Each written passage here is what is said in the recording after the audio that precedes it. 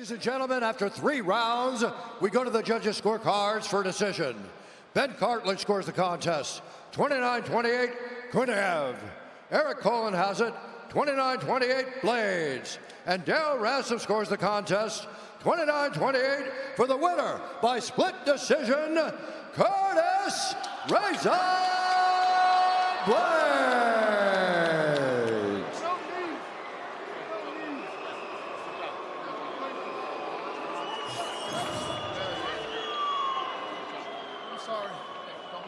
I'm here with the winner, Curtis. A hard back and forth fight, my friend. You just defended the UFC ranking here. Obviously, you're ranked number 5. Give me your thoughts on the fight. Sen burada hal-hazırda UFC-də keçilən bu ağır çəki dərəcəsində olan döyüşdəsən və çox yaxşı bir nəticə göstərdin. Bu döyüş haqqında nə deyə bilərsən? I'm not happy with that performance. I wanted to finish. Too much grappling. Not an excuse, but my left MCL, it popped in the first. Took away my movement. I just started surviving. I'm sorry, guys.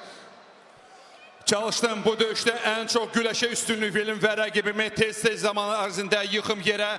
Amma mən də hazırda çox yorğunam və yenə də hər kəsə təşəkkür bilmək istəyərdim. Obviously, you've been around for a long time. You fought a lot of the best people in the world. He was a tough opponent that was a champion from other organizations. Who do you want next, Curtis? Sizin rəqibiniz kifayət qədər güclü bir rəqib idi və əvvəlki döyüşlərində qaliblərindən biri də topluluqla yarışıydı. Növbəti rəqibləriniz haqqınızda nə deyə biləcəksiniz? I want Gane. I want Cyril Gane. I know I can be healthy by October, November. That's when I want to get back in here. You want Cyril Gane. You want Cyril Gane. Cyril Gane'ı istəyir, növbəti yarışda Cyril Gane'la üzbəüz oktagonda gəlmək istəyir. Congratulations on a hard-fought victory. Ladies and gentlemen, your winner, Curtis Razor Blades!